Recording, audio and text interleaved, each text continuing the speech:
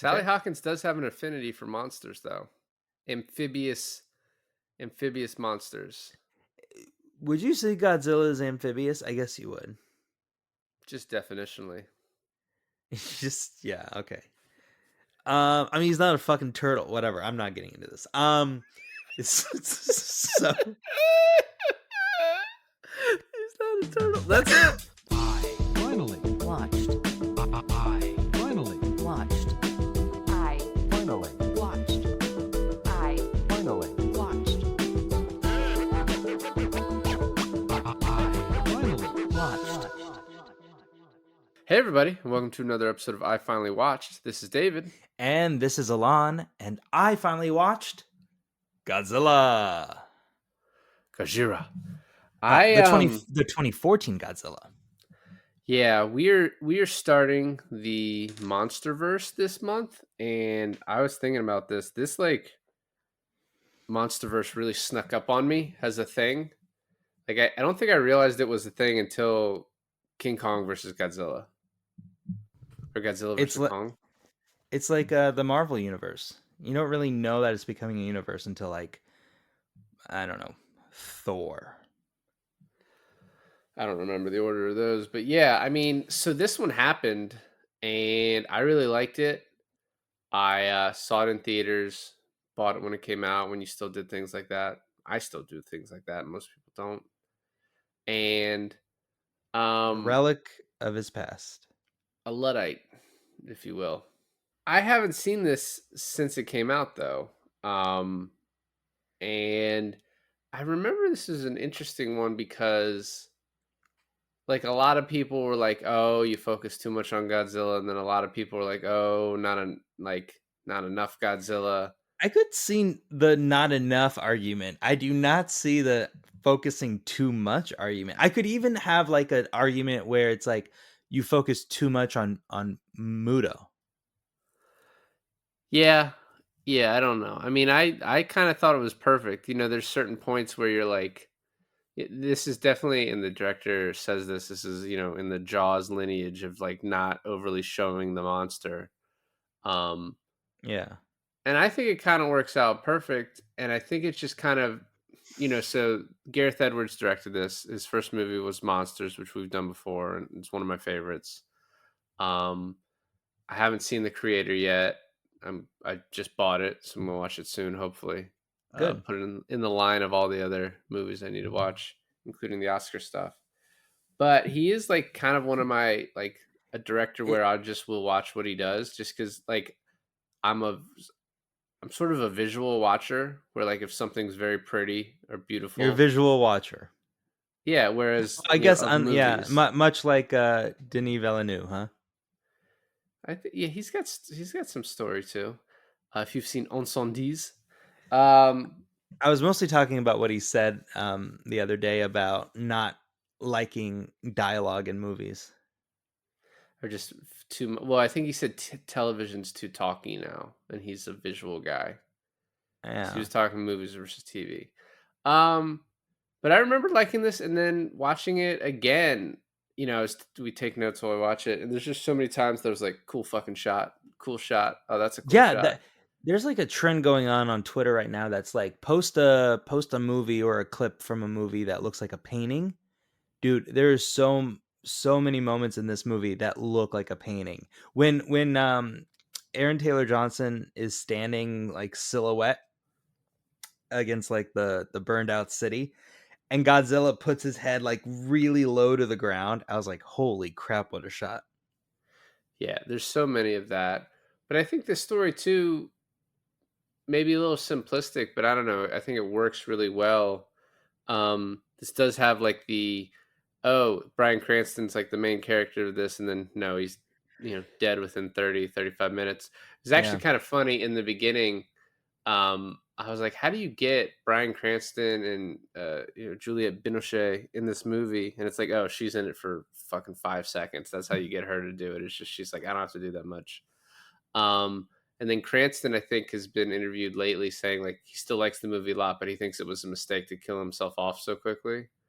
Um, That's something that someone would say that's been killed off very quickly.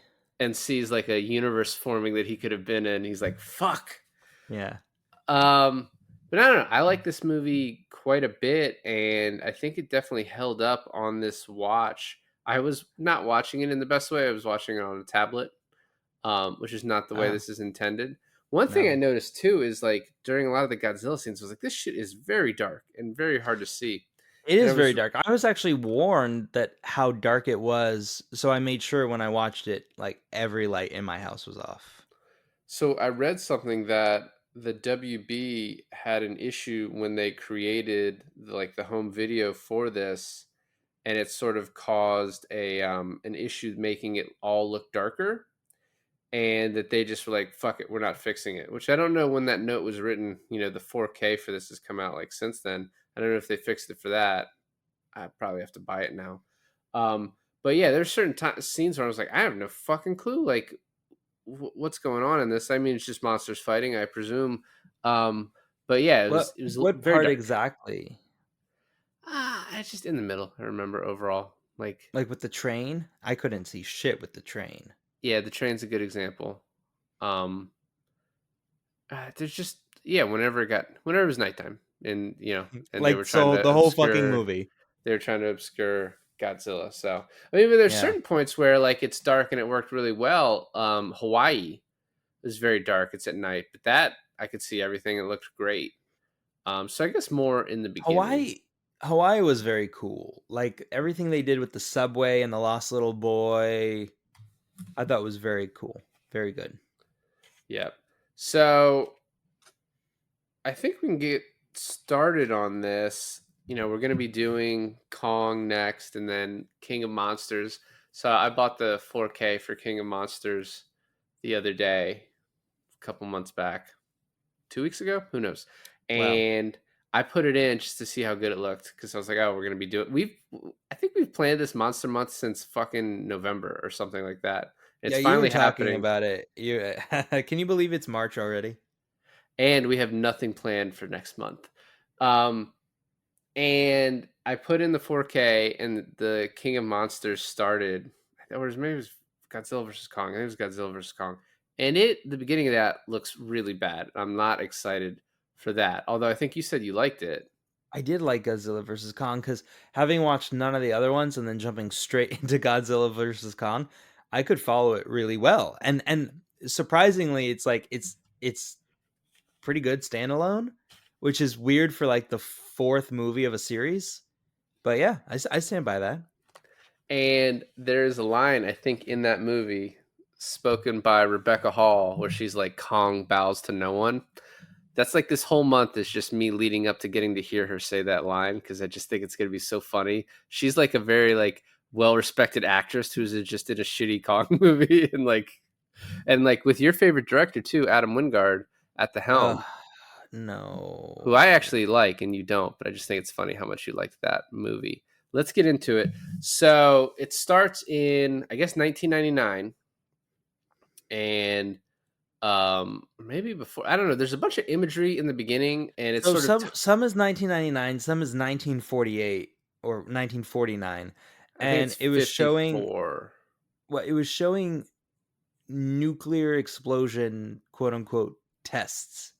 Uh, and I'm guessing they had it tested out before Hiroshima, right? So it was like it was pre that, post that, it a lot of bombing in the ocean, and they were like, it's just test. And then later we realized that it's actually Godzilla, and they were trying to kill Godzilla.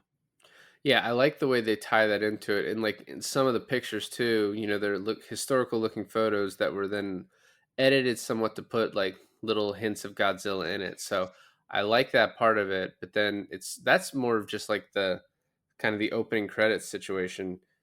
And then we get into the movie, and it's 1999 in Japan. We have Bryan Cranston, Juliette Binoche, and a little kid who will become Aaron Taylor Johnson. And it's like I thought about all this because I knew she died. I knew he died too, but I couldn't remember when. But I knew she died right away. And then so as this movie's starting, he's like, "Oh, I gotta get to work," and she's like, "It's your birthday, and your son made this banner for you, and you didn't even notice. You really got to do better." And I'm just like, his wife is about to die on his birthday. Like, that's got to suck. I mean, it sucks even more because there's this whole conspiracy surrounding it. But I was like, that's not cool. What's kind of funny too is that when he goes back to their house, the birthday banner is still hung up. Right. And he kind Well, of I think looks at it, right? He kind of looks at it and he kind of like acknowledges it like, "Oh, that fucking sucked." yeah, and I mean, and you realize too in that scene, and I don't know how the radiation would have affected that part of it, but like that there was no radiation fallout really. Right. That it was just that was sort of a cover up of how bad they said it was. So we see the Monarch Company. They're flying into the Philippines, and they see a cavern. And I guess a ton of men have fallen into it and died. And then when they get down there, they see like I guess at first I was like, "What the fuck is this?" And then because it was a little bit hard to see, and I was like, "Is that the skeleton of a I Godzilla?" thought it Like, was like a fucking claw, like a Godzilla right, claw, but it turns out to be like an egg sac. correct, yeah. And one of them is missing, and then it just rolled through, and then it's like huge now. And I think it's funny that for the whole beginning of the movie, most of it I was like, "Oh, that's Godzilla," right? Right. Um, So was or I. or a Godzilla, and then it heads to Japan, causes the meltdown of the plan or what you think it is. All of that, man, visually is amazingly well. Like, that's like one thing Gareth Edwards is known for. But you have the sun at the school looking over, and it's set up to where his school is right across the water from where his dad works, and he's watching the meltdown. That view of it is amazing. You have uh, Walter White. I can't think of his name right now. Send his wife, Bryan Cranston, send his wife straight down there when he gets I into thought you were work. trying to think about his character name in this movie, and I was like, I can't. Joe Joe Brody, I Pesci. think. Joe Brody. No, not Pesci. Sends his wife straight down there. So when he's trying to get her out, there's also this guilt that he's going to live with too. Of like, I sent her down there. I'm partly to blame. Which is also, this isn't spelled out for you, but it sort of makes sense that part of the reason he hasn't given up on finding out the real cause of this is because otherwise he's the cause of it, right? He sent his wife down there to die. He was her boss that told her to go down there, and then she didn't But escape. what was up with the pink explosions? I would assume that was some sort of protocol to like to I don't know, because I guess maybe there was a little bit of a release, but just not as much as they said, right? But I don't know. Maybe like they did seal it in time, and so it wasn't breached. But those could have I also don't been like know. safety protocol things that go off to prevent like the spread of whatever Well, she was shit was running going on. away. She was running away from them, right? And then he had to close the hatch. And so the pink stuff already got there, right? Because it was like right on his tail and he closed it. And then she comes knocking and Right. she takes off her helmet, but she doesn't die right away. So I'm wondering if he just left it open a little bit more, got like that pink stuff inhaled. Would he have died too? Yeah, I don't know. I mean, he says like, I mean, obviously, if he left it open, I think probably that's what we're supposed to assume. That part is not spelled out very well. He also like her coworkers get there first, and they're like, open the door. He's like, I can't fucking like, I can't do it. And I assume he's like, he actually isn't like physically like he wouldn't be capable of it. The program is, it's made to where it won't open. Yeah, like That once he closed it, it's done. because the temptation to let his wife out is probably pretty great at that point, and then it shuts, so he's like doesn't have to watch her die, which is nice. Yeah. Um, there is this one line where she's like, "You have to close it. You must live for our son." And I was like, it just the way it was written and delivered. I was like, it could have tweaked that a little bit. Um, Yeah. and then we're 15 years later, and we're in San Francisco, and we have Aaron Taylor Johnson coming home to his wife, Elizabeth Olsen. I think this is maybe the first time I've saw Elizabeth Olsen in a movie. I I think Age of Ultron came out before this. Right after this, It came out right after this? yeah. Oh. So I know that her first thing that she did was Marcy, Marlene, or whatever. Um, and I have not seen that. So I'm fairly confident this is the first thing that I saw her in. Now I know your favorite thing she did was Old Boy. Stop it. Stop saying that. So she did Marcy, May, Marlene. She did Silent House, Red Lights, Liberal Arts, which is a movie I bought but didn't watch. Kill Your Darlings. She did Old Boy before this, and then Godzilla. So yeah. Oh, Winter. She was in Winter Soldier, but uncredited. So she was probably in like a Oh, she post. was in the post. Yeah. Yeah. So she got these around the same time. How weird do you think of playing like against an actor and actress that's supposed to be your sibling and then playing against them who that's supposed to be your husband or wife? Um, I don't know. It's Which one would you rather do first? Siblings or husband and wife first? probably the husband and wife first, Yeah. because then you don't actually like, hey sis, thanks. You don't slip into that. So they're married, and he has gotten home from what, a 14-month deployment. He's Yep. there for one night, and then as they are like making out heavy on the couch, they get a call, and he's like, don't answer it. She answers it, and his dad is in jail in Japan for going into the quarantine zone. So he Yep. immediately has to leave. Like, he hasn't seen his son in 14 months. His son's like 5 or 6. And so he has to go, and we Let me find out. ask you.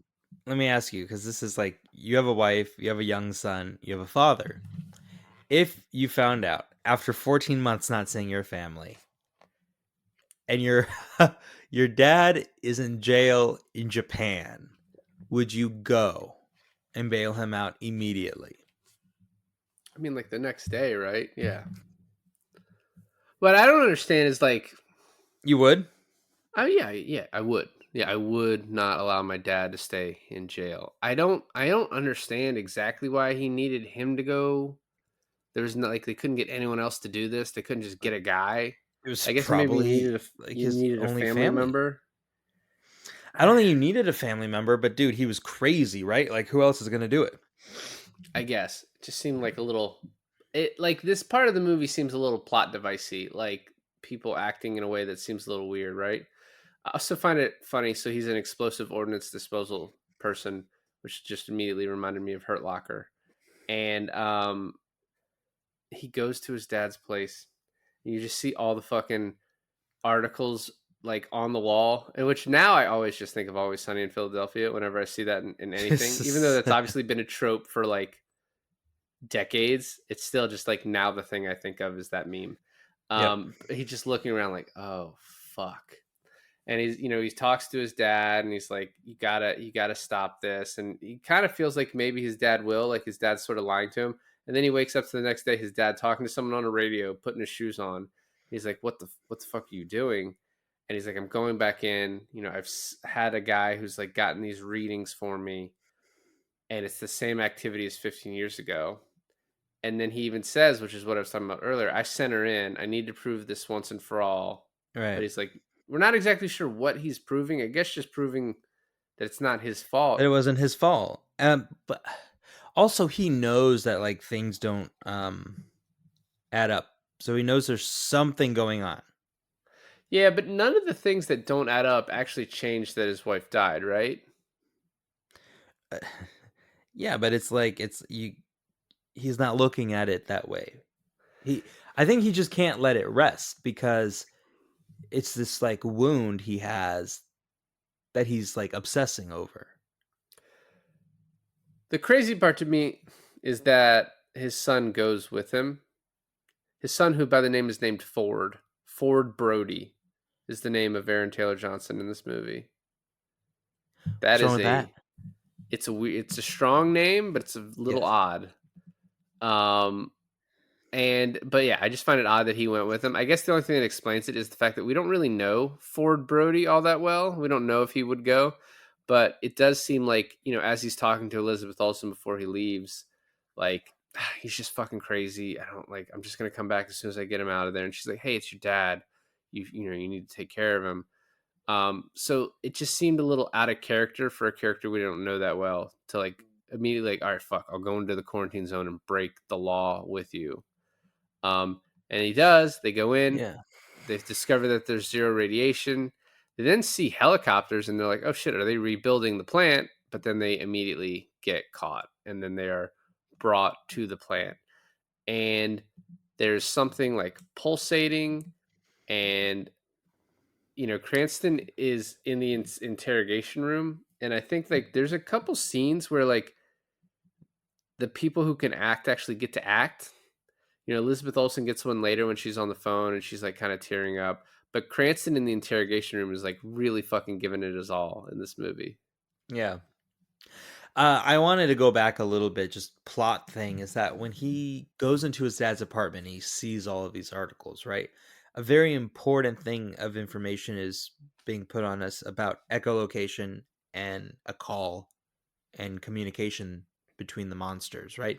They don't know that it's monsters yet, but there's something that's radiating an echolocation pulse, and then something else that echolocated it back, pulsated it back, and that comes into play later on when what's his name, Ken Watanabe. Yeah, Watanabe. He's like a scientist that's researching all of this, right? And then the chick from Lady in the Water, no, from The Shape of Water is his like assistant or his co-scientist, but Sally Hawkins, Sally Hawkins, otherwise known as the chick from Lady in the Water. Yeah, Shape of Water. I corrected myself. I was making fun of the chick part. She's the Michael Shannon, not the chick from Shape of Water. He's the dude. Monster. Yeah, he's the dude. The monster, also not the chick. Sally Okay. Hawkins does have an affinity for monsters, though. Amphibious monsters. Would you say Godzilla is amphibious? I guess you would. Just definitionally. Just yeah, okay. I mean, he's not a fucking turtle. Whatever. I'm not getting into this. So he's not a turtle. That's it. He finds out about Brody's echolocation thing from the tapes, the research, and then his son saying something about it. So now this is the part where they find out that this is like communicating back and forth. They find out that there's two Mutos communicating back and forth, and then a third entity, which they don't know it's Godzilla yet, but we do. Yeah, I mean, that all comes out at different points in the movie, but yeah. I mean, the seeds, the eggs are laid in this scene. So he also, in the interrogation room, mentions EMP, electromagnetic pulse, and how that can be given off from this, and that's what caused the issue 15 years ago. And then Ken Watanabe, who plays Serizawa in this, is like, oh fuck, and he's like, we need to turn everything down because he's about to EMP blast us. And then this thing breaks out, and I was like, is that Mothra? Because I'm not a big Godzilla person, and it's not. Apparently, these are the Mutos in this are completely original characters for this, which is also kind of odd for a Godzilla movie. They usually don't do that, or they haven't done that as much, considering how many fucking Godzilla movies there are. They totally take that back in King of Monsters, but yeah. And then in this, you have Aaron Taylor Johnson, who's like trapped in a truck, who's about to get squashed, but he's able to get out. And then you just look over, and fucking Bryan Cranston just falls. Yeah, okay. You know what's really funny is that I heard a long time ago when this first came out that, and like 2014, Breaking Bad is on like the highest peak. It's like the most popular thing in the world at that point. And I heard that Bryan Cranston dies somewhat early in this movie, and quite suddenly too. And then everyone's like, oh, that's the biggest mistake ever. Why would you do that? Why would you take an actor on such a high point, down like that? And so I'm watching this movie last night, and I'm like, okay, how suddenly does he die? I swear to God, David, I thought when he fell from the thing, I thought that was the death scene. It's not, but then the death is actually almost just as sudden in the plane that he's like, "Oh, dad," and he's gone.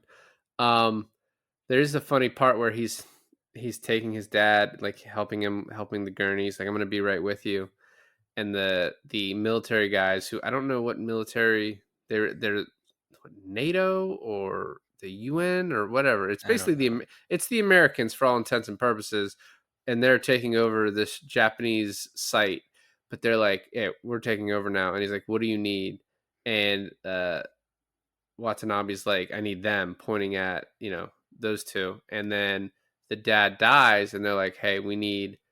Ford, we need your help. And I'm like, why the fuck do you need his help? And what they need is the piece of information that you were talking about, how the two things were communicating. That's what his dad was How able to read. how fucking funny would it be if he points to Bryan Cranston and Aaron Taylor Johnson? He's like, "I need them," and then as he's pointing, Bryan Cranston just fucking dies, and he goes, "Him, I need him." Yeah. It's like, well, he's no longer with us. And there is like a bunch of interesting stuff in this. The nuke tests were attempting to kill Godzilla. When he says Gojira, I was like, it's one of those moments in the theater that people fucking clap, right? And I guess it was his decision, Watanabe's decision, to say Gajira instead of Godzilla, which also sounds, when you say it like very affected, sounds pretty close to Godzilla anyway. But he was like, we should say it in the original name, and then he uses it throughout while the white people say Godzilla because they're like, Yeah. I think that's what we're gonna call it. Except for some reason, when you say it that way, it just sounds really bad on your end. You mean offensive? Yeah. Gajira? Don't. Anyways, so I actually think I'm saying it pretty fucking perfect. So I yeah, had no too notes. perfect, some would say. So the rest of the movie is setting up this chase sequence between the little male Muto going to San Fran, flying from Hawaii to San Fran, and then the big female Muto going from Nevada to San Fran. And what's really funny too is that when they're checking the vault, he's like, "Where could this other Muto be?" And they're like, "Wherever you put all your plutonium waste." So they go to the plutonium reserve in Nevada, which is a real thing apparently. And they're checking the vaults like one by one. They're checking the vaults, and then there's like a light emanating from one of them, and they open it up, and it's a big fucking hole. I'm talking about like canyon-esque hole blown out of this facility, and there's like already helicopters on the other side of this and everything like that. I'm like, so you're telling me that these soldiers who are systematically checking every vault didn't hear anything, didn't see anything, they didn't get any word from outside being like, "Hey, maybe check the one that's fucking gone now"? When in the background you see the thing heading towards the strip, which I guess is just really close to the strip. Um, the other thing that I thought was interesting, just backing up one scene, is I didn't realize, like, and it's sort of spelled out in the scene where they're talking to Ford, that all of the beginning of the movie was the Muto. Like we didn't really get any Godzilla stuff. Like the Muto was the thing that left the Philippines, that went to Japan, that caused that issue, and then remained dormant for 15 years. Yeah. When you go back and you see that thing sitting there and it's pulsating, you're like, oh, this a new thing? Is this Godzilla? When it breaks out, you're like, oh, that's not Godzilla. But I still, in the back of my head, even having seen this 10 years ago, was like, oh, but that first thing was probably Godzilla. No, and none of it was. Um, Yeah, they really fucking save Godzilla, right? For like the opportune moment. And then when we do see him, we don't even really see him. yeah, until like the very end. So they next send Ford to Hawaii, but the Muto is also going to Hawaii. I just imagine them like flying very closely together, just not seeing one another. Because They also just wanted a tropical vacation. these things apparently eat radiation, but we can't fucking follow them for shit. I don't know if that has to do with like the EMP thing or what, or we just lost them, or maybe there's just so I much think it has to do with radiation. the EMP thing. I think also it flies, right? So like dependent on how high or low it can get, it can get out of radar range. Also, it's kind of like, isn't it kind of like a light color? Like it could blend in really well too with the clouds. Don't give them too much credit. So Okay. you know how I love Hawaii movies. This Hawaii scene is probably some of my favorite stuff in this. On the train, there's the little Asian kid who loses his parents because he's just fucking around on the train like little kids do, not paying attention. And he gets fucking lost Well, during the worst possible time. he wanted Aaron Taylor Johnson's little toy soldier. Yeah, that's fine. Maybe pay attention, so you don't get lost. Anyway, why are you laughing so much about that? The way I said he wanted, Euphemistic, like he wanted Aaron Taylor Johnson's little toy soldier. Oh my god. So Aaron Taylor Johnson's like, I'll get you back to your parents. And then there's just a bunch of shit going on. One of the coolest shots in this is where they're like, oh, there's a fucking Russian sub missing. And they're like, we're getting a blip on the island. It's like in the rainforest of Hawaii or Yeah. whatever. And they look up and it's just fucking sitting in the trees and like, oh shit, the fucking Muto is holding it. And then they just start shooting at it. It fucking goes crazy. And then Godzilla is coming in the water. And I don't understand the physics of how when he is coming up on the land, the water is traveling with him and creating a tsunami. So yeah, because the water goes out like it does in a tsunami, right? But that's because the currents are pulling it in. If you're right, if Godzilla is the one that's pushing it out, causing the wave, why is it coming? Why is the current coming back? And coming in at the exact same time as him. Unless there was just a coincidental tsunami as Godzilla's coming in. Maybe he uses it as a cover. He like makes a really loud stomp in the ocean so that he can then get in water because he doesn't like to be seen. No photos. What I do really like about this movie, and I saw Godzilla -1, and I kind of want to do a little comparison without giving anything away for Godzilla -1, but does Godzilla fuck shit up in Godzilla -1?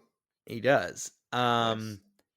But what I really like about this Godzilla is the size and the introduction that we have when we first see him, which I think was missing in Godzilla -1. But then again, the difference between a Japanese-made Godzilla movie and an English-made Godzilla movie, along with like the allegory of Godzilla is the nuclear bomb in Hiroshima, right?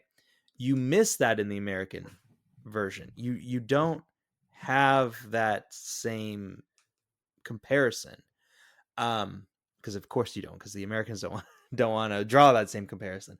But what it was really lacking is that introduction that we get in this movie, and the size of Godzilla was really well represented in this film. Like the sheer mass of it. It's like when you see his little horns or scales on his back pop out of the water next to like a military ship, it like pales in comparison. And then you see three back ridges coming out of the water. I don't know. And then you realize that's just the fucking tail. I don't know. So the size of him is really cool, I thought. So at the time, this was the biggest Godzilla in a film at 355 feet. Shin Godzilla, which is a Japanese, came out in 2016. He was 389 feet. In Godzilla Planet of the Monsters, which I've never heard of, I assume is probably another Japanese Godzilla that came out in 2017, they made him 984 feet tall. And then in Godzilla King of Monsters, he was 393, which is not obviously as big as the 900, but is otherwise bigger than those other two, including this one. Well, if that one is the sequel to this one, then he fucking grew.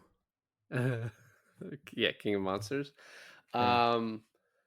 Yeah, I don't know. He's just, like, it is like a very impressive when they first see him, right?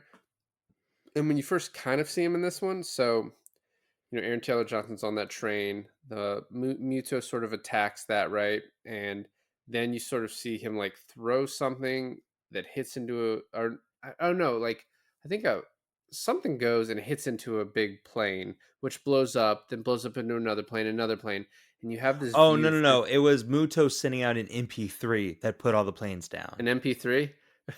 Was this Yeah. fucking single? It was the Beastie Boys. Just everything started crashing. Set out as MP3. But anyway, I'm it an causes EMP. Shut up. it causes it causes a chain reaction of planes blowing up. And I love one of my favorite shots in this movie. One of my favorite shots in the movie is from the airport terminal when you see all the people like screaming. Oh yeah. They're staring out at this destruction, screaming, screaming, and then Godzilla's foot comes down and they all go quiet. Yeah. And then you get the It's first view of him like going up and seeing him. And then you get a little fight, and then the fucking Muto's immediately like, I'm fucking out of here. And like yeah. flies off. Dude, That when you see introduction is so cool. it's so cool when you see those commercial planes blow up and then the smoke is covering Godzilla for the most part, right? Like you said, except for his foot. Um and then what was one of my favorite scenes? Oh, so random.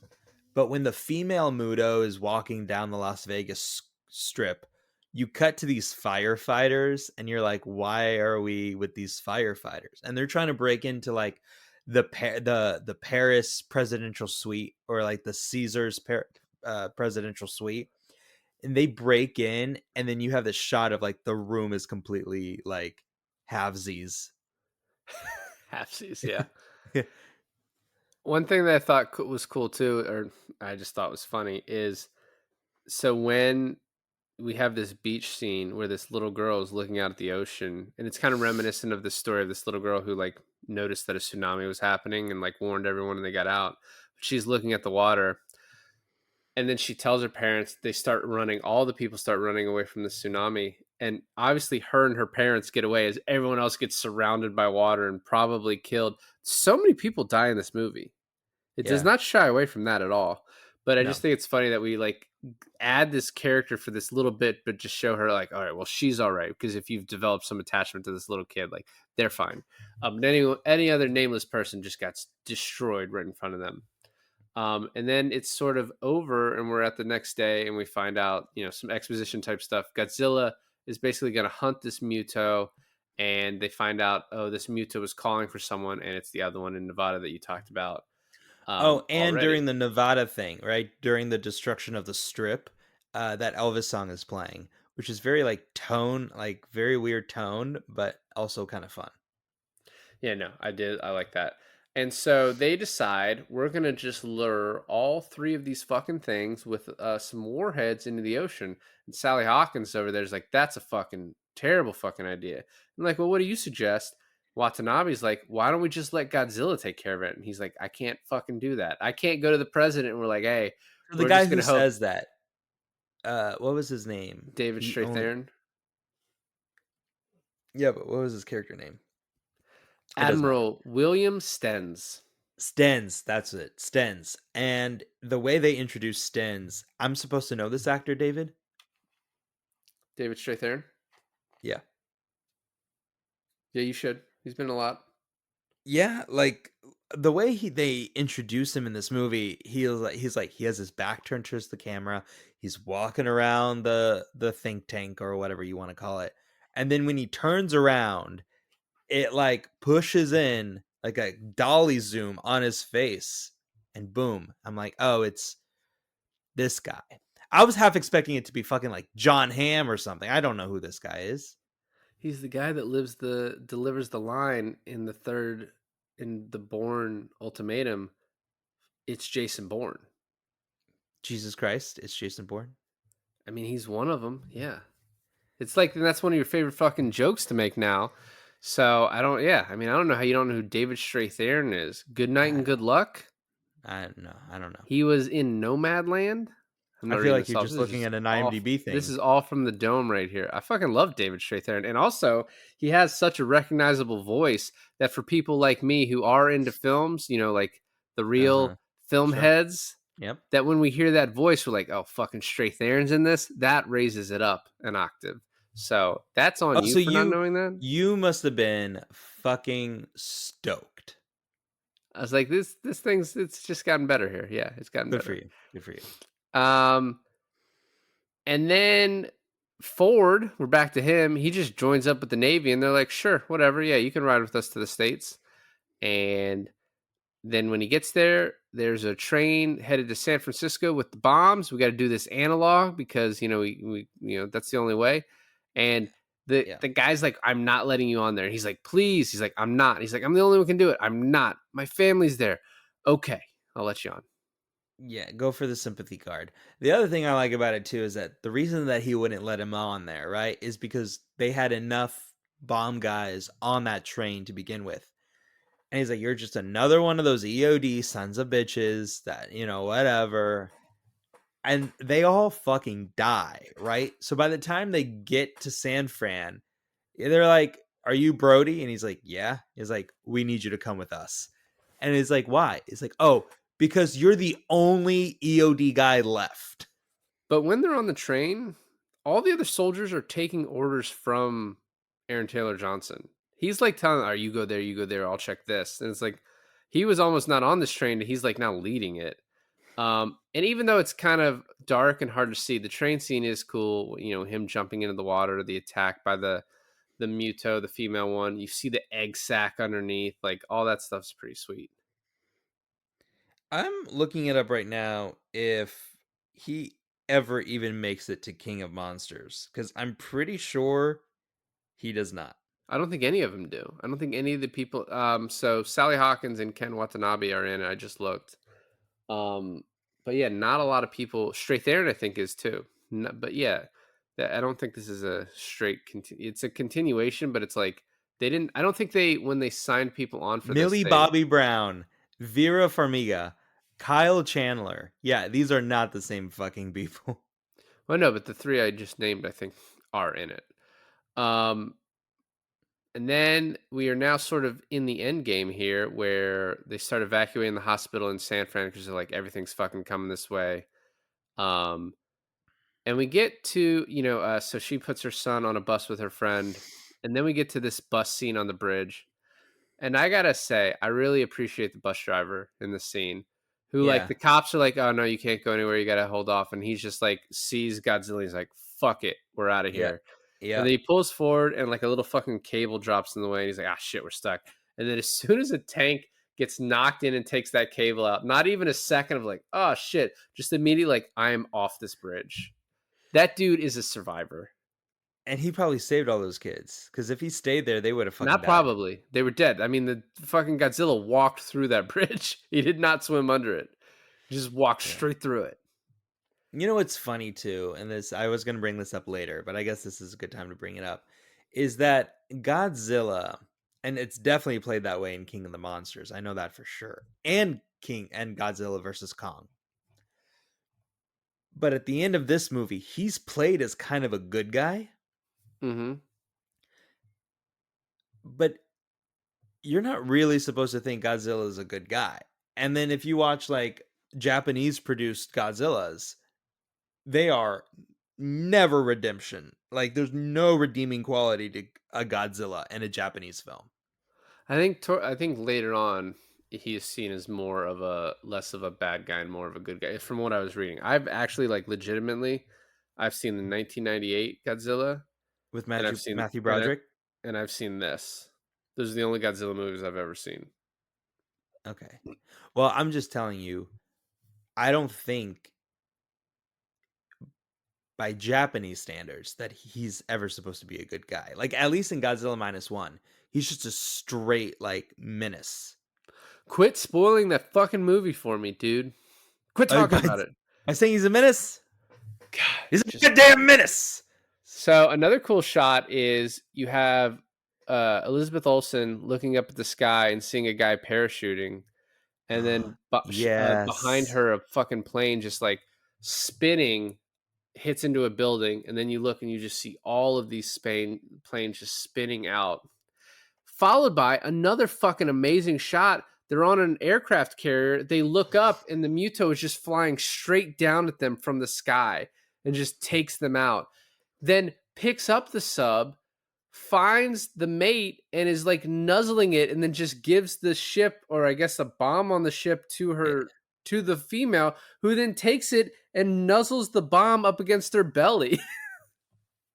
Yeah. Everything you just said, completely accurate. Yeah. Um, and then there's the line from Straight There where he's like, "We're fucked," and he's like, "Does your alpha have a chance?" And Watanabe's just like, "Let them fight." And that's what they have to do because there's no fucking other option. And you have Olsen still is stuck in the middle. And there's this scene from inside of a office building where everyone's just still typing away at their computers. Then they look up and see fucking Godzilla and Muto's fighting. And she's like, "Why'd you guys not take the day off? Like, you were not listening to the news? Like, what happened here that you're just still here?" You know what's also cool too is that every little fight scene with Muto and Godzilla is so cool. Like when we finally see Godzilla in like the daytime in all his glory, we have the male Muto fighting Godzilla. There's a moment where he fucking does like this tail whip and whips the Muto into a building. I think that even kills him too. I guess that's Yeah. towards the end of the movie, right? Yeah. Yeah. But dude, it's so fast and it's so cool. And it's like Godzilla knows what he's doing. He's just like, uh-huh, boom, you're dead, fucker. Yeah. And then we get the Halo jump into the city. So fucking badass looking. Like from the jump to then the view of them falling from the crowd, like the clouds, and seeing them in the city as it's I'm been destroyed. pretty sure that like that entire scene was in the trailer. Yeah, it was, which is a little bit stupid, but also you got to sell the movie. But Also, you it's get this really cool stuff about like, oh yeah, you're saying it like from their POV coming in and like um parachuting in between the Muto and Godzilla fighting. yeah, But then you also have like the smoke coming down surrounding their fight. I don't know. It's real badass. it is. And you also have like the red smoke, which also kind of reminded me of Last Jedi. How they just set up that Oh last yeah. fight where they're just like, "Oh, if we touch this fucking dirt, it turns all red and shit." It's just like to make the last scene look cool. Um, I also had the thought this time: does Ford have Halo jumping experience? I thought dude, this is my first time watching the movie and I thought that. I was like, does everyone in this fucking like military world have every experience? I was like, we're Yeah. gonna Halo jump into there, and they're like, yeah, we've done that before, sure. So we next get the Godzilla fight. Pretty badass. He's fucking one of them up, and then they start tag teaming him, and they're kind of beating his ass. And this is as the military Everything you guys. just said sounded like you were narrating a gay porno. Well, it's a furry porno, really, when you think about Uh, the characters involved. a scaly porno, if you will. There's probably a parody of this movie somewhere out there if you want to. Yeah, If where the you're, Mutos are actually beating his ass. yeah, in a fun way. So they find the warhead as they're taking it out.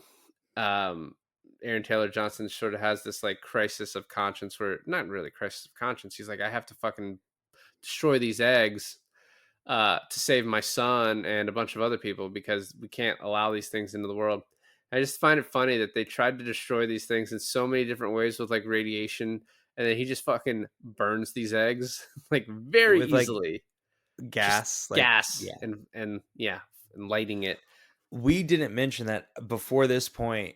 When Godzilla was being tag teamed by the two Mutos, one of the things he does to like um get them off of him is he has like blue fire breath. Oh man, you were so careful to not say get them off. Um, so we don't see that until actually he Ford destroys the eggs. He's sort of lying there because he got exploded with the gas, and the Muto knows something's up, so she goes over there and checks it out, and then she sees Ford, and she like a mother's intuition knows this is the motherfucker that killed my babies. Yeah. And then fucking Godzilla comes over with his fire breath and just like blasts her with it. But then she sort of gets away and starts chasing after the boat with the warhead. The flying one comes after Godzilla, and this is where he fucking kills it with his tail. But in killing it with his tail, knocks down a building that he can't get away from and crashes on himself. And That's then right. you have this moment where he's laying there and Ford like looks at him and I was like, is Ford gonna go over and like kiss him on the nose and wake him up and like, come on, big guy, we believe in you.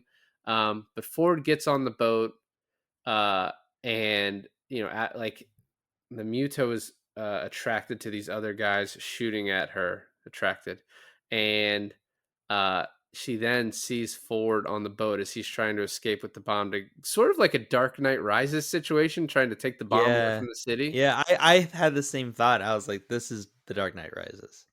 And then the Muto sort of powers down the boat and gets over top of him and is staring at him.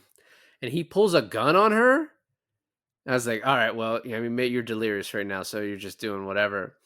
But the coolest fucking most badass part of this movie is Godzilla grabbing the fucking Muto by the face, opening its mouth up, and fire breathing it until its face falls off and it just has the face in its hands. Yep. I don't think nothing tops that. Nothing tops that. I don't care what they do in King of Monsters. Nothing's gonna top that. And then the boat is moving. Although I think Mothra is in King of Monsters. Oh shit! I for the longest time thought Mothra was the first one. I think I already said that, but yeah. So Ford is then the boat now starts moving out into the sea, and he's just gonna die. He falls down on the boat as Godzilla falls down on the land, and but then he gets saved. And another cool fucking shot is him on the helicopter being flown back as the explosion happens in the distance, like behind Yeah. him. Yep. And then the next day, he finds his wife and his son, and Godzilla wakes up, and everyone's cheering as Godzilla walks back into the ocean. He's like, "Thank you, thank you." It's just I'm gonna go take a nap, and then there's this fucking line from like on the newspaper or the TV or whatever: "King of the monsters, savior of our city." It's like, what the fuck is that? Who's even at work today to do the paper to get it out so quickly? Not even that, but like they don't know that. Like who knows that? Like from a civilian's perspective, you had these three like godlike Olympus-like beings completely fuck your city up, kill everyone you know and love. And then they're like, "Well, I think one of them was kind of good." I think that guy seemed to like us. You know what I mean? So, yeah. A couple fun facts, real quick. So, QT admitted to crying during the Binochet death scene, stating it was the first time I've ever cried during a 3D blockbuster. I just find very funny that he like teared up. Whose death? Binochet, the mom. Oh, her. Oh. Yeah, he cried during her death. So Gareth Edwards was on record as saying Juliette Binoche, Bryan Cranston, Sally Hawkins, David Strathairn, Ken Watanabe, Elizabeth Olsen, and Aaron Taylor Johnson were all his first choice for the respective roles. There are some other people that were considered. So for um, Elizabeth Olsen's role, Hilary Duff, Jennifer Lawrence, Ali Melchalka, Imogen Poots, Margot Robbie, Amelia Clark, and Emmy Rossum. I think they got Wow, he literally went down the line of like hottest chicks in Hollywood. I want one of them. You a big Hilary Duff guy? Is that what you're saying? Oh, dude, of course. And then for Ford Brody, we have Joseph Gordon-Levitt, Henry Cavill, Scoot McNairy, and Caleb Landry Jones. I think Cavill is a good choice. I think Joseph Gordon-Levitt would have killed it. Yeah, but he has to put on like muscle and weight, right? Because he's always like very kind of skinny. Yeah, You need a I little bit of a guess. bigger. And Cavill now is too big, but I think back then he would have been the right build for it. It would have been right before. I think it would have been right before Man of Steel.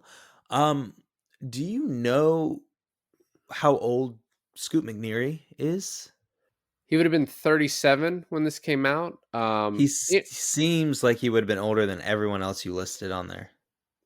Yeah, I mean, I think it's sort of a continuation of the Monsters thing, right? Because he's the main star of that. So, maybe Gareth, that's why he considered him. But, and then Guillermo del Toro was considered for director of this. But I really like the direction we went in. Oh, that's interesting. I really like this movie. I mean, I like that it began with like this like family drama thing that moved into being a monster movie. I enjoyed that aspect of it. Um yeah, I don't really have anything glaringly bad to say about it. I guess it's just I liked it more than I thought I would. And I'm actually really excited for us to like come up on uh Kong, Godzilla versus Kong, and for me to revisit that, for you to experience that, and then like I think they were coming up with another one pretty soon. Yeah. Yeah. I'm actually really excited for Kong Skull Island because that like one always kind of looked pretty good to me. Um, I today, and I think you and I kept going back and forth, and I don't know how this happened, but I kept thinking there was a fucking fifth movie already, like in this little monsterverse, and there's I think not. we maybe got the TV show confused. Well, I thought Tarzan was related to this somehow, the Skarsgård one. It's Disney. I mean, the Tarzan character I think is like in the public domain now. Oh, is it? Yeah, so I thought the Skarsgård one was like anyway, that's not fucking important. I Just the next one is Godzilla versus Kong versus Skarsgård. not Tarzan, just Skarsgård. No. Yeah. Yeah, I really enjoyed this movie back when it came out, and I really enjoyed it this time too. Um and it's just like all the acting is like everything about the movie is a little better than it should be. And then just like Yeah. I love Gareth Edwards because of how like visually great he is as a director. So this all worked for me. Thanks for listening to another episode of I Finally Watched. This is David. And this is Alon, and I finally watched Gajira. It's not good when you say it.